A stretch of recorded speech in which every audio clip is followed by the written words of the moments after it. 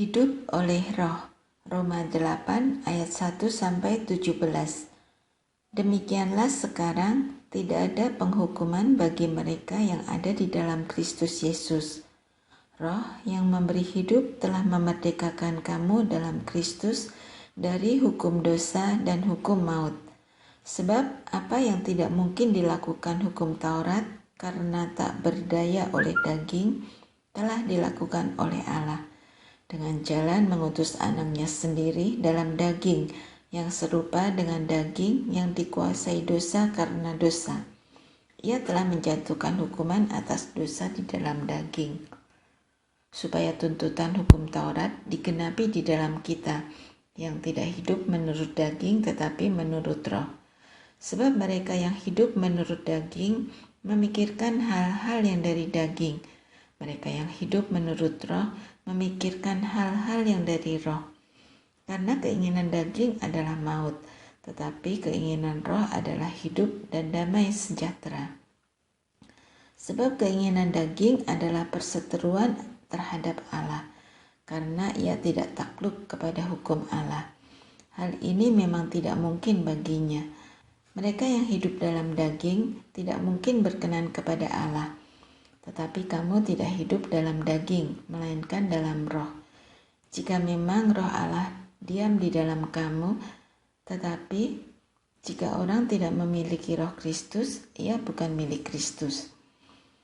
Tetapi jika Kristus ada di dalam kamu, maka tubuh memang mati karena dosa, tetapi Roh adalah kehidupan oleh karena kebenaran.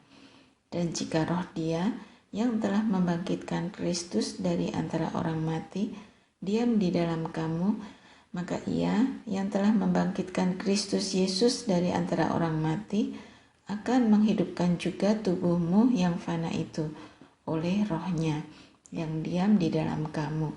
Jadi saudara-saudara, kita adalah orang berhutang, tetapi bukan kepada daging, supaya hidup menurut daging. Sebab jika kamu hidup menurut daging, kamu akan mati. Tetapi jika oleh Roh kamu mematikan perbuatan-perbuatan tubuhmu, kamu akan hidup. Semua orang yang dipimpin Roh Allah adalah anak Allah. Sebab kamu tidak menerima roh perbudakan yang membuat kamu menjadi takut lagi. Tetapi kamu telah menerima Roh yang menjadikan kamu anak Allah. Oleh Roh itu kita berseru, ya Abah, ya Bapa. Roh itu bersaksi bersama-sama dengan roh kita bahwa kita adalah anak-anak Allah. Dan jika kita adalah anak, maka kita juga adalah ahli waris. Maksudnya orang-orang yang berhak menerima janji-janji Allah, yang akan menerimanya bersama-sama dengan Kristus. Yaitu, jika kita menderita bersama-sama dengan Dia, supaya kita juga dipermuliakan bersama-sama dengan Dia. Pengharapan anak-anak Allah. Roma 8 ayat 18-30. Sebab aku yakin bahwa penderitaan zaman sekarang ini tidak dapat dibandingkan dengan kemuliaan yang akan dinyatakan kepada kita. Sebab dengan sangat rindu semua makhluk menantikan saat anak-anak Allah dinyatakan.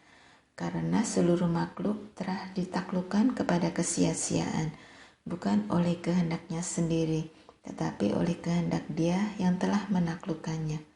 Tetapi dalam pengharapan, karena makhluk itu sendiri juga akan dimerdekakan dari perbudakan, kebinasaan, dan masuk ke dalam kemerdekaan kemuliaan anak-anak Allah. Sebab kita tahu bahwa sampai sekarang segala makhluk sama-sama mengeluh dan sama-sama merasa sakit bersalin. Dan bukan hanya mereka saja, tetapi kita yang telah menerima karunia sulung Roh, kita juga mengeluh dalam hati kita sambil menantikan pengangkatan sebagai anak, yaitu pembebasan tubuh kita. Sebab kita diselamatkan dalam pengharapan, tetapi pengharapan yang dilihat bukan pengharapan lagi, sebab bagaimana orang masih mengharapkan apa yang dilihatnya.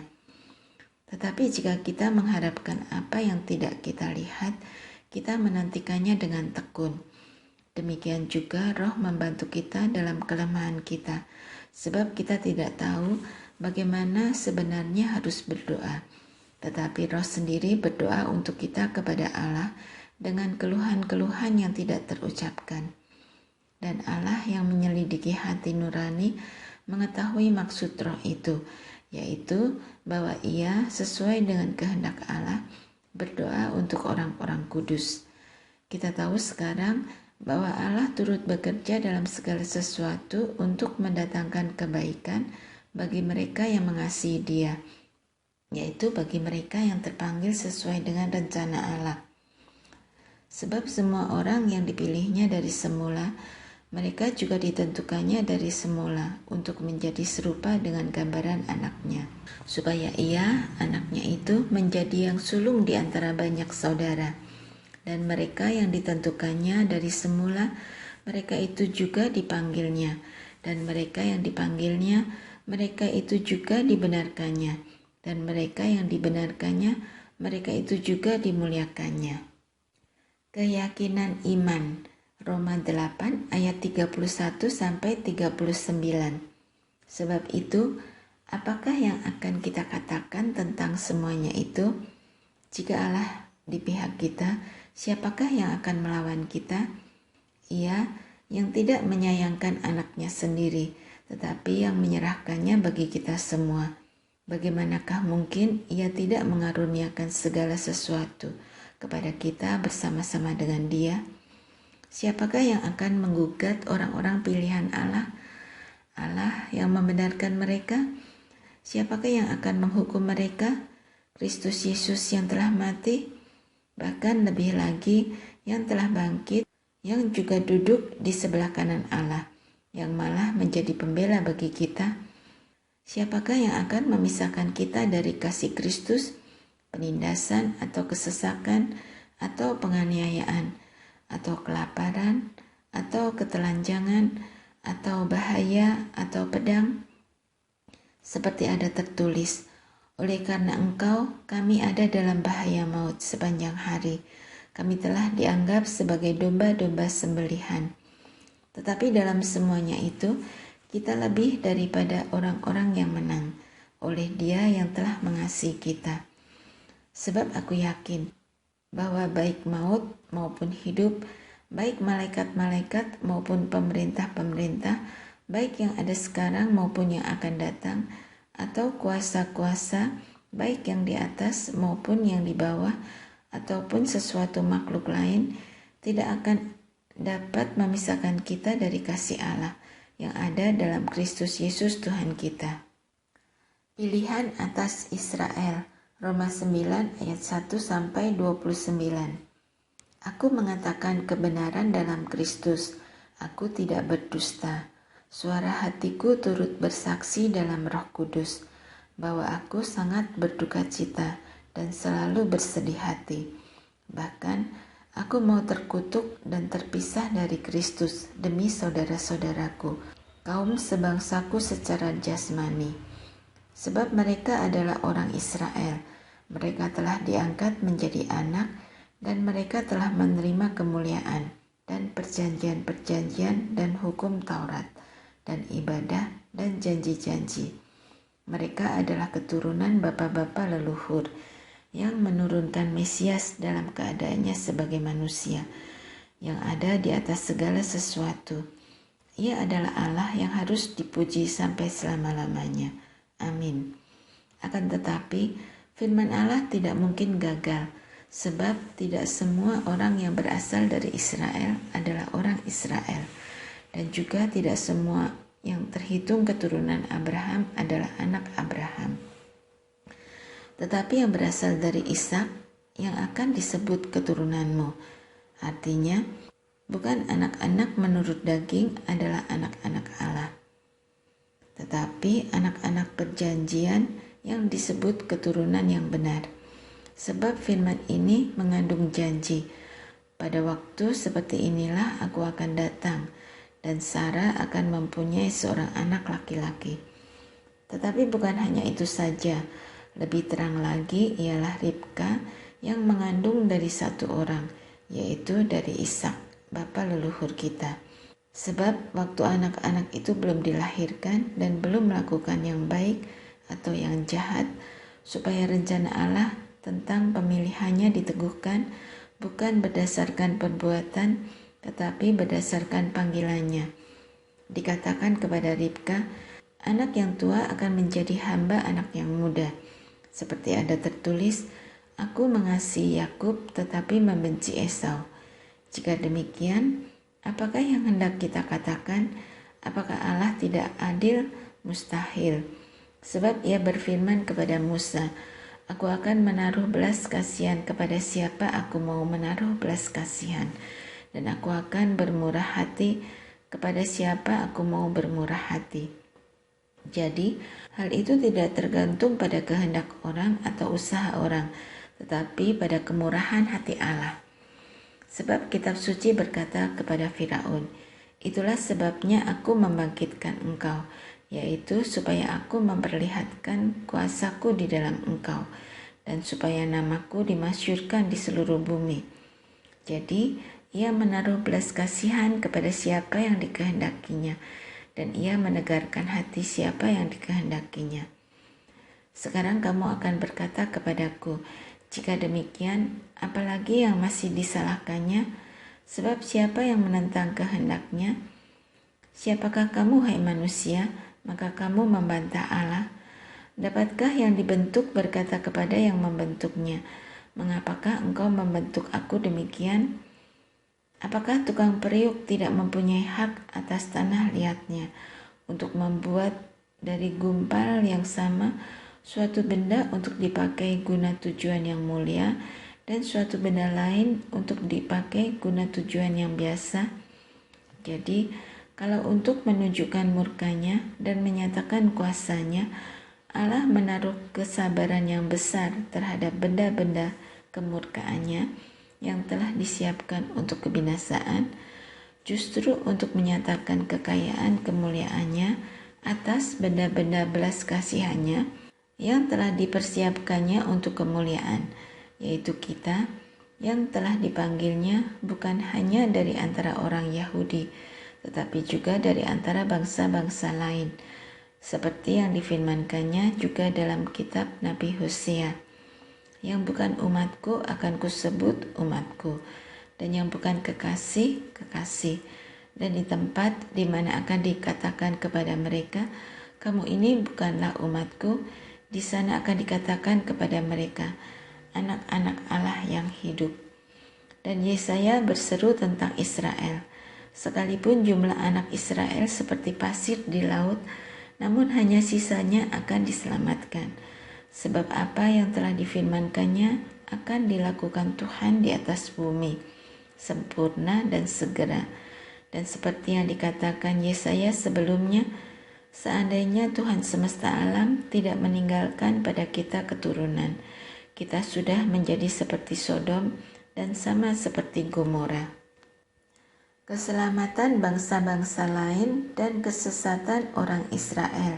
Roma 9 ayat 30 sampai Roma 10 ayat 3. Jika demikian, apakah yang hendak kita katakan? Ini, bahwa bangsa-bangsa lain yang tidak mengejar kebenaran telah beroleh kebenaran, yaitu kebenaran karena iman. Tetapi bahwa Israel sungguh pun mengejar hukum yang akan mendatangkan kebenaran, tidaklah sampai kepada hukum itu. Mengapa tidak?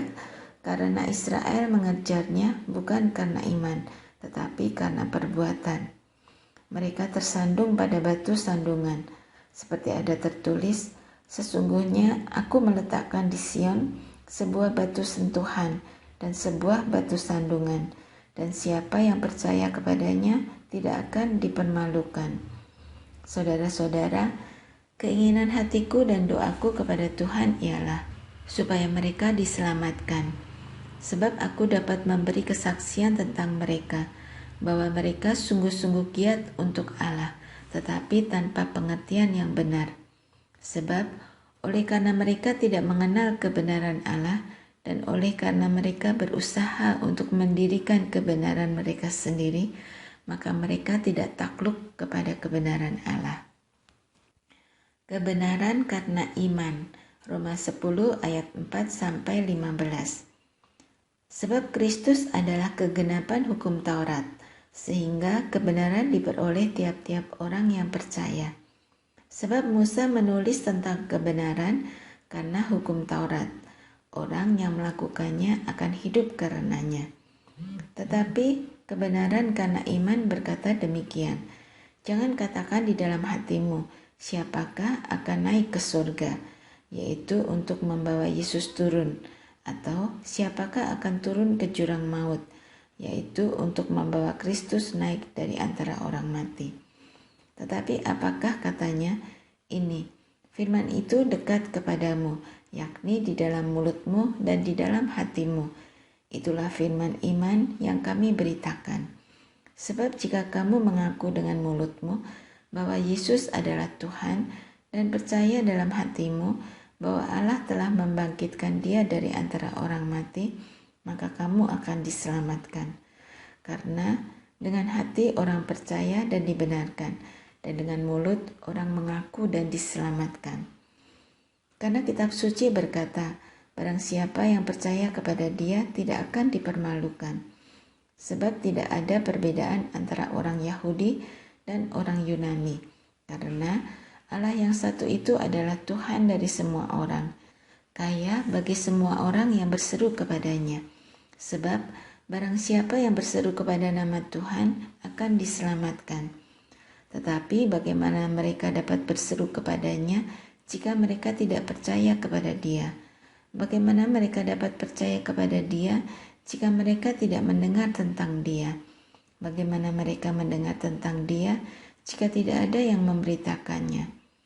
Dan bagaimana mereka dapat memberitakannya jika mereka tidak diutus? Seperti ada tertulis, betapa indahnya kedatangan mereka yang membawa kabar baik. Ketidakpercayaan Israel, Roma 10 ayat 16-21. Tetapi tidak semua orang telah menerima kabar baik itu. Yesaya sendiri berkata, Tuhan, siapakah yang percaya kepada pemberitaan kami? Jadi, iman timbul dari pendengaran, dan pendengaran oleh firman Kristus. Tetapi aku bertanya, adakah mereka tidak mendengarnya? Memang mereka telah mendengarnya. Suara mereka sampai ke seluruh dunia, dan perkataan mereka sampai ke ujung bumi. Tetapi aku bertanya, adakah Israel menanggapnya? Pertama-tama Musa berkata, Aku menjadikan kamu cemburu terhadap orang-orang yang bukan umat, dan membangkitkan amarahmu terhadap bangsa yang bebal. Dan dengan berani, Yesaya mengatakan, Aku telah berkenan ditemukan mereka yang tidak mencari aku. Aku telah menampakkan diri kepada mereka yang tidak menanyakan aku. Tetapi tentang Israel, ia berkata, Sepanjang hari aku telah mengulurkan tanganku kepada bangsa yang tidak taat dan yang membantah.